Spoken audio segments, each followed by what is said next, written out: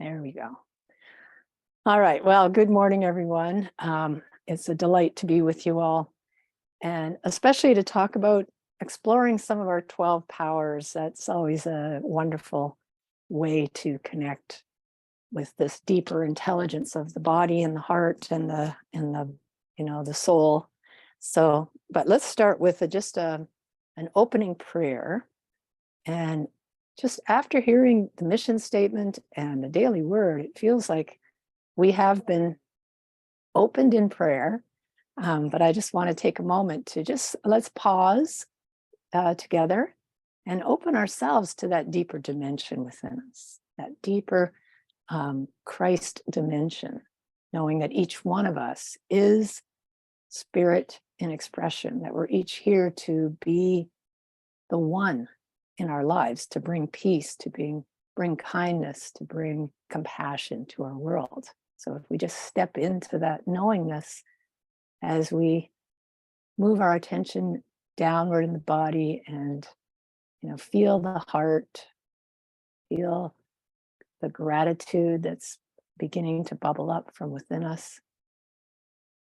And we just share this moment in prayer as we call on the deeper dimension within us to come into our awareness. It's always here, never leaves. And as we do, we give thanks. Thanks for this moment, for these principles that we teach and learn and practice, and for the opportunity to be the expression, who we've come here to be on this earth. And for this, we are grateful. So it is. So today we're talking about one of the 12 powers, which we can also call them the inner attributes. Sometimes powers, it doesn't quite, especially next month, we're talking about the power of power, which seems a little odd, but so we can think of these as gifts within us, inner attributes that already exist within us as potential. And so the power we're looking at this morning is wisdom. And my talk title is The Way of the Wise. And then there's a ... fool, the wise fool. Now the term the wise fool comes from Carl Jung's work, identifying 12 archetypes living as potentiality within humanity's collective unconscious that can be actualized throughout our lives by all of us, tapped into that. And as you can see here, they range from the innocent and the orphan, which tend to actualize earlier in our lives. And we go all the way to the sage and the fool and it's not that they're all in order necessarily, but often they will actualize at different times in our lives. And I just find this work so interesting that he has come up with and have studied quite a bit of it. And the fool is one that I have wrestled with, the path of the fool. It's sometimes called the jester. Now, I prefer jester, to be honest with you. Why? Well, because there's a sense of cleverness to the word. It's not just fool. There's a intelligence behind it. And that feels way better to the ego than fool to me. But when we really get the power, the value of the wise fool archetype, we can more deeply mine the wisdom within us, this inner gold of wisdom that's always there. And we want to listen to that wisdom, that intuitive wisdom that we can receive. If you remember, the court jester was always able to speak the truth to the king, even hard to hear truth, and get away with it. He could always get away with it, whereas others might lose their head for the same thing. So consider that the wise fool within us, in the very same way, can speak the truth to the ego and get away with it, not be banished whoops, sorry, I just let someone in who was in the waiting room there. Just moved my slide. Not be banished, not be shut down for it, because there's a humor about this that a lightness that can help to work with that, to work with those things. And so how do we bring forth the wise fool? Well, by becoming as a child. And of course, these are very well-known words attributed to the master teacher Jesus. Unless you become as a child, you will not enter the kingdom. And Patty, someone else is in the waiting room if you want to let them in. I don't want to move my slide there. This is profound wisdom, profound wisdom.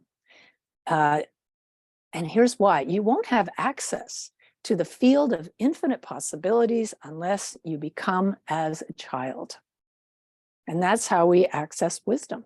One of my personal heroes, Buckminster Fuller, really a brilliant man that I just really admire. This is what he said. He's quoted to have said, oops, our children, our grandchildren, are elders in universe time. Just hear what that sounds like to you. We're elders in universe time. And he adds, it's a privilege for us to see through their eyes, to see the world through the eyes of a child. He also said this, that we're all born geniuses, but we get de-geniused through the process of living. It's just, we get conditioned and we kind of lose that spark. But becoming as a child, that is what can help us recover that genius. This is really exciting to me. So the fool wants us to come out and play. You see, the fool wants us to find fun and joy in our life, to enjoy living, to actually enjoy living. It's very childlike energy. And in order to reclaim that spontaneous, joyful, wise genius inside of ourselves, well, we have to make peace with the fool. We have to make peace with the fool. And that takes some courage, takes some vulnerability. You know, and it takes a willingness to be led, to return to what they say in the Buddhist tradition, beginner's mind, the don't know mind. And the Zen monk Shunri Suzuki points out the beginner's mind has many possibilities that in the experts, very few. You know, we just kind of shut ourselves down when we keep ourselves in that box. So we need to become comfortable with not knowing, which can feel very uncomfortable. But in fact, the poet David Whyte suggests, let's take a vacation from needing to know. And so I'll invite all of us to put that into practice and see what happens if we can take a vacation from needing to know, to always having to have clarity, or always having the reins of control on whatever is happening. Anybody know what I'm talking about here? You know, so we want to really let go of those reins and for the need to always know. And guess what happens when we do so? Ironically, that is when the wisdom can emerge. It's an emergence that comes forth when we stop trying to control and keep such a tight rein on things. And that's how we become the way of wisdom, the way of wisdom in expression. But because this is so counterintuitive, this kind of practice, we can very easily be in the way of wisdom. And how do I know if I'm being in the way? Well, here's how I know if I am. If I find these words coming out of my mouth, I knew I shouldn't have done that. Something told me not to, but I didn't listen. If you've ever said such a thing or, you know, heard it in your head, whenever I'm doing that, that's being in the way of wisdom. So we want to ask ourselves, am I being the way of wisdom here, or am I being in the way? It's a pretty big question to be examining. And it's all about letting go of the adult need for perfection, for appearing to have it all together, for always having to look good, you know, never looking foolish, having to have things a certain way. And we have to let go of any egoic need to be clever, to show how smart we are. I've discovered that a need to be smart is really a masquerade for fear of appearing foolish. It's just the opposite of that. And it's like a defensive practice and I recognize this, because this can go all way beyond a need to be smart and to look good. It can turn into a complete addiction, an addiction. Imagine being addicted to looking good, to never appearing foolish. Now, here's my daughter and I a few years back, in one of those booths taking pictures. And so I know this addiction. And so in order to deal with this addiction, I'm going to share with you the second picture we did.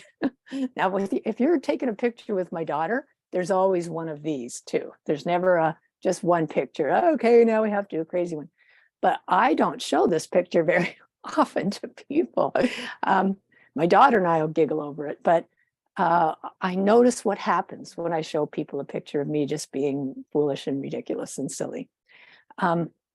But being addicted to perfectionism or looking good all the time is the biggest deterrent for bringing forth our wisdom.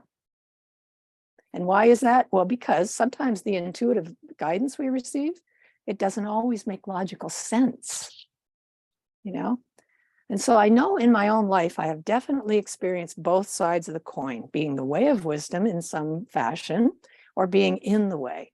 But here's what I want us all to get to this morning very clearly, is that the truth is we are the way of wisdom.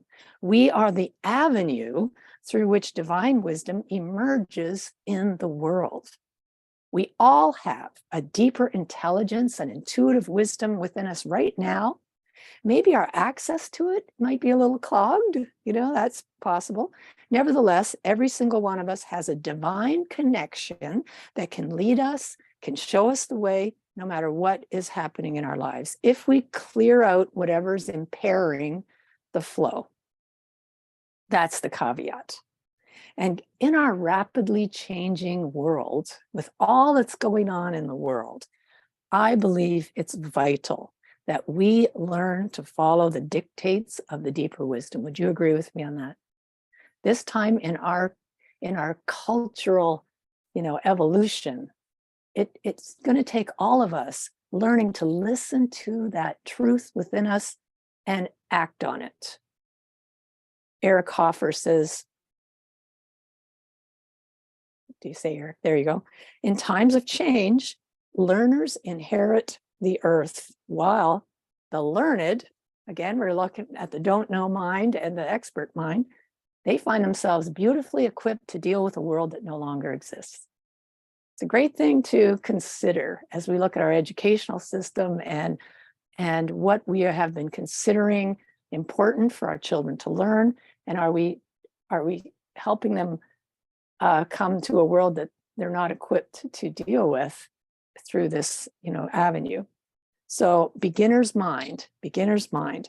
Unity's co-founder, Charles Fillmore, wrote this: intellectual understanding comes first in the soul's development. Then deeper understanding of principle follows until the whole person or human ripens into wisdom. I love that, ripening into wisdom. Can you feel the power of that?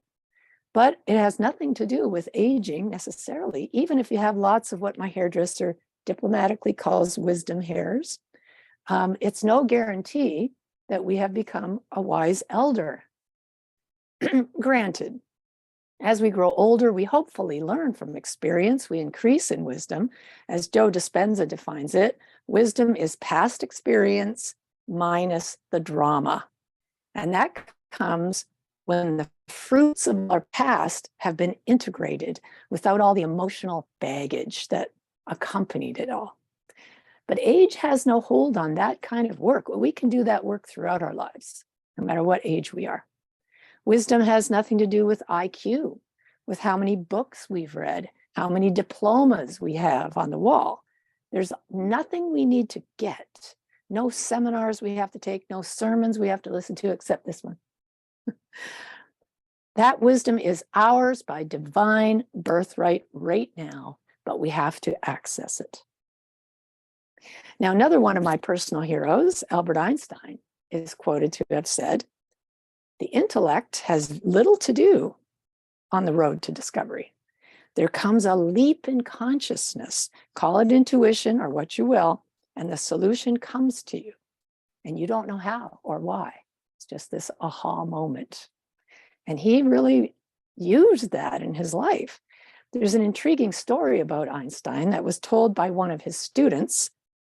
The student saw his professor coming toward him one day on campus, and so he stopped, took him aside, and he asked him a question.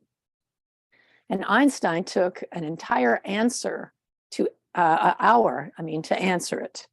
Very in depth, great wisdom.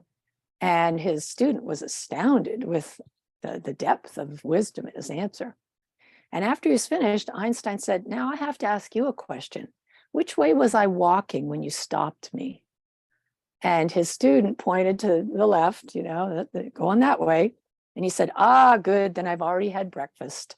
And off he went. Now, the man who had discovered the theory of relativity could not even remember his last meal. He was not at all afraid of appearing foolish, Einstein, not at all. In fact, he made it a point to not keep any extraneous information in his head that would cloud things up. He could never remember his phone number. He could never remember it. Now, I'm not suggesting that we completely empty ourselves of useful information that can help us to live in the physical realm, certainly not, or that we ignore rational thinking. No, we want to use our discerning mind, but relying solely on what our head is saying can shut down the divine flow of guidance and wisdom. A 10-year study comparing CEOs of large corporations found that the most successful, most profitable executives acted not only on industry knowledge, but also on hunches when deciding an avenue to pursue, following their guts as well as their heads. So we're not talking solely about intellectual knowledge here. We're speaking about a deeper intelligence and intuitive wisdom. Again, from Fillmore, he calls wisdom a knowing capacity that transcends intellectual knowledge, a knowing capacity. And so the deeper understanding will transcend whatever maybe story that the mind might be telling us. It's a knowingness, a gut feeling. I knew I shouldn't have done that, and I still did. And if we think about this in a spiritual sense, intellectual knowledge is knowing about God. True wisdom is experiencing God, experiencing the oneness of life, living the truth. Can you feel the difference there? The poet Alfred Tennyson put it this way: knowledge is earthly of the mind. Wisdom is heavenly of the soul. So we want to really keep this in mind. There's room for both. It's not that one is bad or not, we don't want to just use one thing, but we want to see that it's not the whole picture if we're just having an intellectual understanding of things. Richard Rohr points out that whereas information will often inflate the ego, transformation utterly humbles us, becoming as a child. And if we do not return to childlike beginner's mind, then we can let fear, the fearful kind of stories the mind can conjure up, run rampant. As the author Anne Lamott, one of my favorite authors, says, "My mind's like a bad neighborhood. I try not to go there alone." When we stay at the human level of egoic judgment, relying only on what our head is telling us, we can convince ourselves of the, just all sorts of limiting beliefs. Do you know what I'm talking about here? And that's very scary stuff. So here's the good news. We don't have to go in there alone. This is not the only brain power we have. It's part of our cognitive faculty, but we also have a heart brain that processes and encodes information. It's an access point to a deeper intelligence. And we have what we might think of as a body brain in the solar plexus. The gut feeling. When all three are aligned, wow, this is when we open the way to wisdom and the wise fool can emerge. It's a combination of a childlike sense of wonderment and curiosity dancing with discerning intellect. And that is pure magic, pure magic. And we all have access to that magic within us right now. Cognitive ability combined with the deeper intelligence of the heart and capped off with the gut wisdom of the body. That's a winning combination to be led through the minefield of those limiting beliefs. And now the neighborhood doesn't seem so scary anymore as we begin an intuitive journey together. As the Sufi poet Hafiz puts it so beautifully, fear is the cheapest room in the house. I'd like to see you living in better conditions. You can upgrade to a better neighborhood, see? And so those improved conditions are awaiting us when we allow wisdom to be our guide. But we have to let spirit lead. That takes courage. It takes vulnerability and humility, a willingness to appear foolish, becoming as a child. The wise Jedi Master Yoda tells us how to do that. Luke asks him, how am I to know the good from the bad? And he says, you must unlearn what you've learned. You will know through peace and calm. This is where the body comes in. It's in the peacefulness, the calmness of meditation, in the quiet times, communing with the divine presence that we find wisdom, surrendering to this greater mind, trusting in its guidance, listening to the body mind, and following the guidance that we receive from within us. You know, the Institute of Heart Math did a study on bodily response while looking at different images participants were doing, and they found some curious and really unexpected results. Now, the participants were shown a randomly selected body of images on a computer screen. Some of them were very stressful and disturbing, like this one. Some were calm and peaceful scenes. And there was no pattern to how the pictures showed up. And so the participants didn't know whether the next image would be calm or stressful.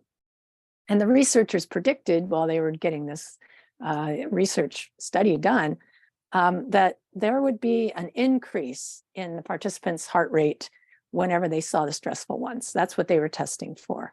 And they were absolutely correct. What they didn't expect was that the increase would happen 5 seconds before the stressful images were shown. The same response did not happen with the calm pictures. The researchers concluded that their intuition knew before the image appeared. It's like the body knows, the body knows. So this is really interesting to me. You know, I think, you know, there's a lot within us that we don't realize we have, right? There's this intuitive knowing that we want to practice connecting with and utilizing. So the disciple that metaphysically represents wisdom is James, son of Zebedee. James was the brother of the disciple John. Together, they're called the sons of thunder. James represents wisdom. John represents love. When those two work together, wow, it's a divine marriage. And that's exactly why we want an alignment between mind, heart, and body. Then the higher wisdom is free to thunder forth, you know. Without that alignment, the mind will tend to censor the deeper intelligence. Say, no, you don't have to listen to that. You know, it's nonsense. You know, this is what the mind will do. There's a story from the Tao Te Ching that illustrates that kind of censoring that goes on. There were 4 very learned men, and they decided to seek employment with the king in order to use their higher learning. So they set out for the capital together. Now, of the 4, 3 were particularly brilliant. The 4th did not shine so brightly in intellect, but he had great wisdom. And on the road, they discovered the skeleton of a lion. And one of them said, hey, let's bring this lion back to life. It will bring us great fame. And they all agreed, except the 4th one, who said, the lion is most likely going to attack us. You know, maybe not. Maybe don't do that. First one said, don't interrupt. He was already using his superior powers to put flesh on the skeleton. The 3 worked together, and they were about to breathe life into the lion. And the 4th one spoke again and said, shouldn't we be thinking of safety? And they ignored his suggestion. So he found a tree to climb, and from there watched the lion capture all of his companions. So the Tao tells us, don't be destroyed by knowledge. Don't be destroyed by knowledge. Rather, use common sense to survive. It's our gut instinct. Listen to it. Listen to what it's saying.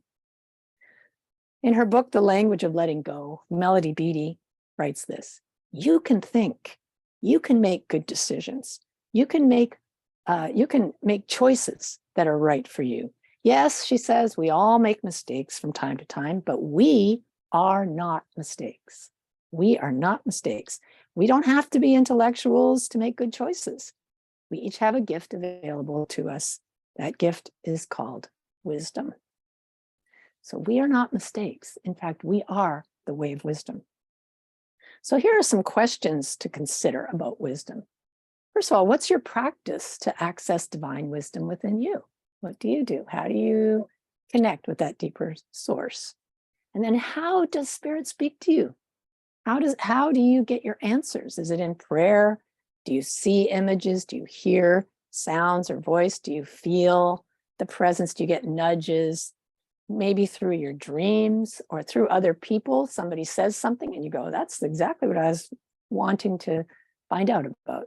Maybe in nature or in the shower. Some people just in the middle of a shower, oh, I get it. How does Spirit speak to you? What are some of the ways? And then choose an area of your life that you need some guidance around and spend time in the silence, aligning your head, your heart, your gut. Then ask the question, what is Spirit guiding me to do right now?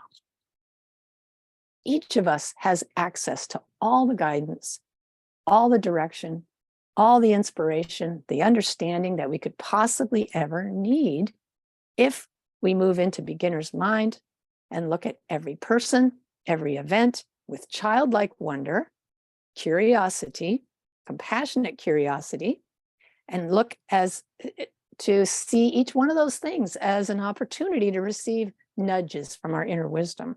When we do that, our life takes on a whole new meaning. Events become blessings, people become teachers, life becomes a dance, and suddenly the mind is not such a bad neighborhood after all. The way of the wise fool. So I want to invite us all right now to go to that place within us. Let's do some meditating and access those centers. I invite everybody, just get comfortable in your seat there. However, whatever's going on in your world, just you want to really get into the body here.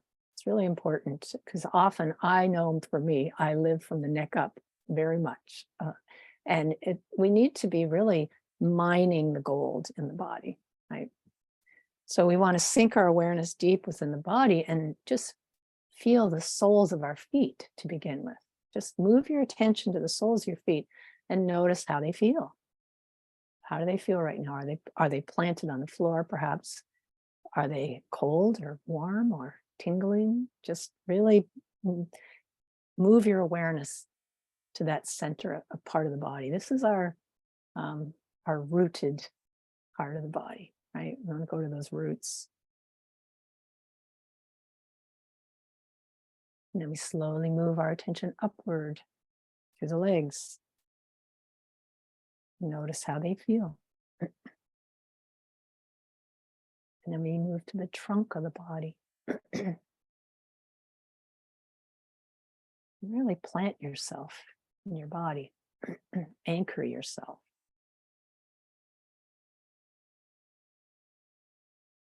Notice any places of tension in this trunk of your body, often around the neck or the shoulders. Whatever it is, just notice.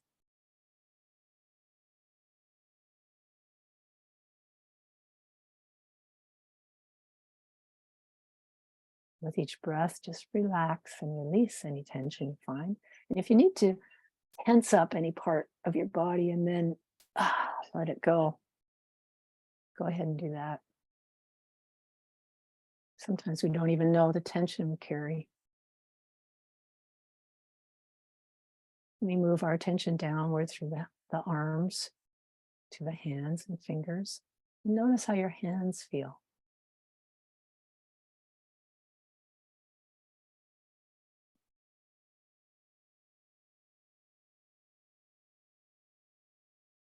Finally, we move upward through the neck to the head, the face,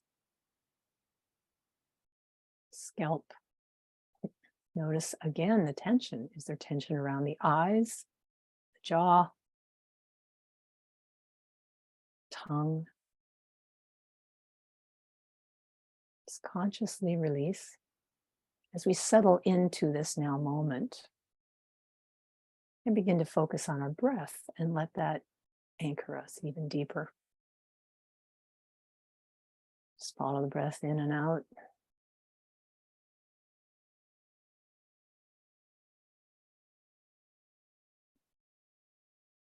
And imagine breathing right into your heart space.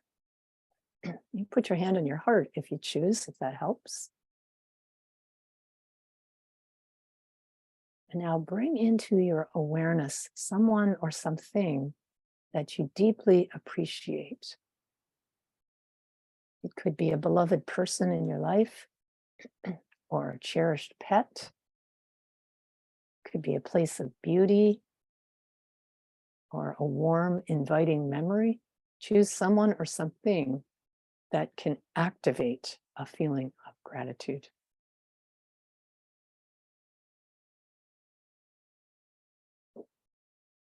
I just have to think of any one of my little grandkids and my heart opens wide. And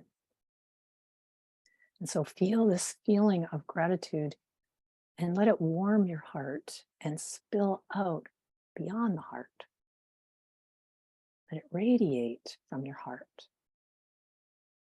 What is it that you appreciate about this person, this pet, or this thing?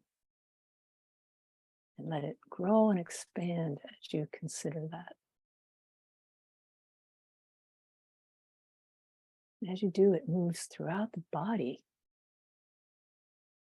blessing every single cell of your body. Notice how invigorated your cells become with this healing and high vibration of appreciation moving throughout your body.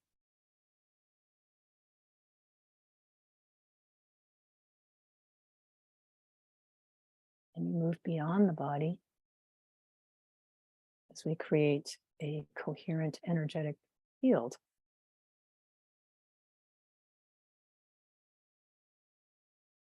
Of harmony.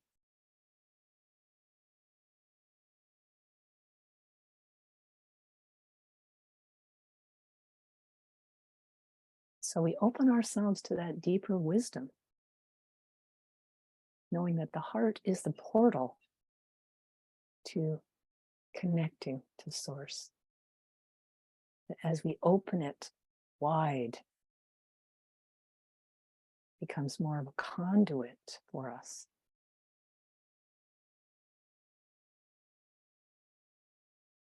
And you can try to breathe. Imagine you're breathing into the heart and breathing out through the solar plexus.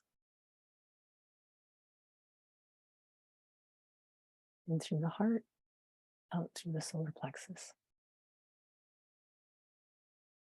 Feel the connection between the heart and the solar plexus, this energy center.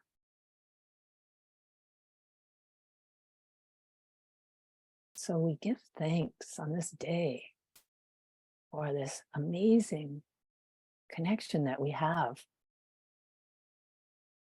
to divine wisdom. We are the way of wisdom. When we listen, when we get still, when we allow beginner's mind, the don't know mind, to stay curious for this opportunity to be wisdom in action, to be the way of wisdom. We are grateful beyond measure. And so it is. Amen.